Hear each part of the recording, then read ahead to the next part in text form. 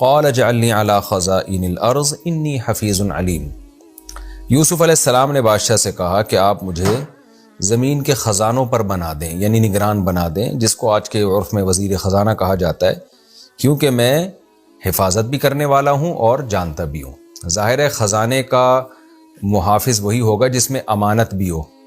وزیر خزانہ اسی کو بنایا جائے گا جس سے خزانے کی حفاظت نہ کرنے پڑے، بلکہ وہ خود خزانوں کی حفاظت کرتا ہو اور یہ علم بھی جانتا ہوں، کیونکہ صرف امانت دار ہونا کافی نہیں ہے۔ آپ کے اندر کوئی قابلیت اگر نہیں ہے کسی عہدے کو سنبھالنے کی، تو آپ نیک ہو کے بھی وہ اس کام کو برباد کر دیں گے آپ۔ تو یوسف علیہ السلام نے کہا اللہ نے مجھے علم دیا ہے، اور ظاہر ہے اللہ نے ظاہری سبب اس کا یہ تھا کہ بادشاہوں کے محلات میں آپ رہے ہیں، بڑے عہدوں کے محلات میں آپ رہے ہیں، واللہ عالم اس کی معجزاتی طور پہ اللہ نے دیا یا کیا تھا، واللہ عالم۔ بہرحال اللہ نے مجھے یہ علم دیا ہے۔ وَكَذَلِكَ مَكَّنَّا لِيُوسُفَ فِي الْأَرْضِ، اللہ فرماتے ہیں دیکھو اس طرح سے ہم نے یوسف کو زمین میں ٹھکانہ دے دیا۔ کتنا بڑا عہدہ یوسف علیہ السلام کو مل گیا، عزیز مصر بھی بن گئے، اور خاص طور پر جو خزانے کی جو چابیاں تھیں اور خزانے تقسیم کرنے کا جو عہدہ تھا وہ یوسف علیہ السلام کے پاس آ گیا۔ اصل تو ظاہر ہے اسی کے پاس پاور ہوتی ہے نا، جس کے پاس بیت المال ہو، جس کے پاس بیت المال ہوتا ہے کسی بھی ملک کا، تو اور اس کو وہ خود مختار بھی ہو۔ آج جس کے پاس بیت المال ہے وہ خود مختار نہیں ہوتا، اس کا کام صرف حکومت کو تجاویز پیش کرنا ہوتا ہے۔ لیکن یوسف علیہ السلام جس بیت المال کے نگران بنے تو ان کے پاس اختیارات بھی تھے کہ اس مال کو جیسے چاہیں جہاں چاہیں خرچ کریں۔ اللہ فرماتے ہم نے اس طرح سے یوسف کو مصر میں ٹھکانہ دے دیا، یتبوأ منہا حیث یشاء، جہاں چاہیں اس میں ٹھکانہ بنائے۔ وہ ایک وہ وقت تھا کہ کنویں کے اندر محدود تھے، کہیں جا نہیں سکتے تھے، بھائیوں کا ظلم ہو رہا تھا، اور اب اللہ نے ایسے اختیارات دے دیے کہ پورا مصر ان کے ہاتھ میں آ گیا۔ نصیب برحمتنا من نشاء، اللہ فرماتے ہیں دیکھو ہم اپنی رحمت جس کو چاہتے ہیں پہنچاتے ہیں۔ ولا نضيع اجر المحسنین، جو اصل بات ہے وہ ہمارے سمجھنے کی یہ ہے کہ اللہ اچھا عمل کرنے والے کے اجر کو ضائع نہیں کرتے۔ آپ کہہ سکتے ہیں دنیا میں یوسف علیہ السلام کو تو اجر مل گیا، ہر ایک کو تو نہیں ملتا، تو خوب سمجھ لیں ایک اجر ہے پاکیزہ زندگی، وہ تو اللہ ہر نیک آدمی کو دیتے ہیں۔ فَلَنُحْيِيَنَّهُ حَيَاةً طَيِّبَةً، قرآن میں آتا ہے کہ ہم اس کو پاکیزہ زندگی دیں گے، ایک جس میں اس کو ایک ضمیر اس کا مطمئن ہوگا، یہ والا اجر ہر ایک کو ملتا ہے، اور پھر اس کے علاوہ بھی مل سکتا ہے جیسے یوسف علیہ السلام کو ملا، اور آخرت کا اجر تو بہرحال اللہ نے سب کو دینا ہے۔ اسی کا آگے اللہ نے تذکرہ کیا وَلَأَجْرُ الْآخِرَةِ خَيْرٌ، جو نیک لوگوں کو یہ دنیا میں اس طرح کے اجر ملتے ہیں یہ تو کچھ بھی نہیں ہے، آخرت کا اجر اس سے بہت زیادہ بہتر ہے۔ لِلَّذِينَ آمَنُوا، لیکن یہ ان کو ملے گا جو ایمان لائے، وَكَانُوا يَتَّقُونَ، اور برائیوں سے وہ بچا کرتے تھے، ان کو آخرت میں جو اجر ملنے والا ہے وہ اس سے کئی گنا زیادہ ہے۔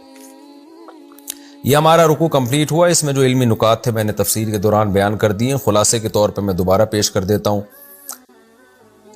یوسف علیہ السلام نے اپنی براءت کے اعلان کا پہلے اہتمام کیا، اس پر میں بہت ڈیٹیل سے بات کر چکا ہوں، اور اس کی حکمت بھی بیان کی کہ میں اس لیے اپنی صفائی بیان کر رہا ہوں تاکہ لوگوں کو پتہ چلے کہ جو خیانت کرنے والے لوگ ہیں ان کا انجام اچھا نہیں ہوتا، اور اپنے نفس کی کبریائی بھی بیان نہیں کی یوسف علیہ السلام نے۔ اس میں ہمیں تواضع سکھائی گئی ہے کہ ہم جب کوئی نیکی کریں اس کی نسبت اللہ کی طرف کریں کہ بھئی اللہ کی توفیق سے۔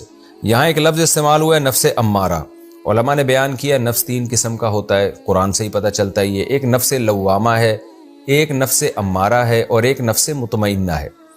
امارہ کا مطلب برائی کا حکم دینے والا، لوامہ کا مطلب ملامت کرنے والا، یعنی ایک تو وہ نفس ہے جو برائیوں میں گھسا چلا جا رہا ہو، ایک وہ نفس ہے جس برائی کرتا ہے لیکن اس کا نفس اس کو ملامت کرتا ہے کہ یہ غلط ہے، اور تیسرا جو اعلیٰ درجے کا نفس ہے جو پیغمبروں کا اور نیک لوگوں کا ہوتا ہے مطمئنہ، جو نیکی پر مطمئن ہو تو برائی کی طرف نہ جائے۔ تو یوسف علیہ السلام کا جو نفس تھا وہ نفس مطمئنہ تھا، اس لیے انہوں نے فرمایا کہ ہر نفس اصل میں تو برائی کا حکم دیتا ہے مگر جس پر میرے رب کا رحم ہو۔ تو ظاہر ہے یوسف علیہ السلام پر اللہ کا رحم تھا، جس کی وجہ سے آپ کا نفس نفس مطمئنہ تھا کہ اطاعت پر مطمئن۔ تو اللہ سے ہمیں یہ دعا مانگنی چاہیے کہ اللہ ہمارے نفس کو بھی نفس مطمئنہ بنا دے، کہ ہم اطاعت اور نیکی پر مطمئن ہو جائیں، ہمارے گناہ کی طرف ہمیں ہمارا وسوسے کے درجے میں بھی ہمیں خیال نہ آئے، ایسے مطمئن ہو جائیں ہم۔ گناہ کی خواہش تو ہمیشہ باقی رہے گی، یعنی اس کی طرف میلان. جیسے میں نے مثال دی تھی نا، روزے میں آپ کو پیاس تو لگتی ہے، لیکن روزہ دار کے دماغ میں تصور بھی نہیں ہوتا کہ میں کبھی پانی پیوں گا، روزہ توڑوں گا میں. تو ایسا کانفیڈنس کے ساتھ جب انسان روزہ رکھتا ہے نا، تو پوری زندگی ایسی ہی ہو جائے کہ گناہ کی خواہش تو وہ تو نیچرل ہے، لیکن یہ کہ اس کے بارے میں شیطان مایوس ہو جائے کہ بھائی اس کے دل میں جتنی بھی خواہشات آئیں گناہ کی، یہ کبھی بھی گناہ نہیں کرے گا. جیسے روزے دار کے دل میں نارملی یہی ہوتا ہے کہ جتنی بھی پیاس لگے وہ تصور بھی نہیں کرتا کہ میں روزہ توڑوں گا. اور اس سے ہمیں یہ بھی پتہ چلا کہ جس نوعیت کی اللہ تعالیٰ انسان سے قربانی لیتے ہیں، اجر اسی قسم کا ملتا ہے. یوسف علیہ السلام سے جو قربانی لی گئی، وہ ان کا خاندان چھڑا دیا گیا اور کنویں میں ڈال دیا گیا، تو جگہ تنگ ہو گئی. پھر بھی انہوں نے صبر کیا، پھر مزید اللہ نے ان کے لیے زمین کو تنگ کر دیا جیل میں ڈال کے، وہ بھی جگہ تنگ ہوئی.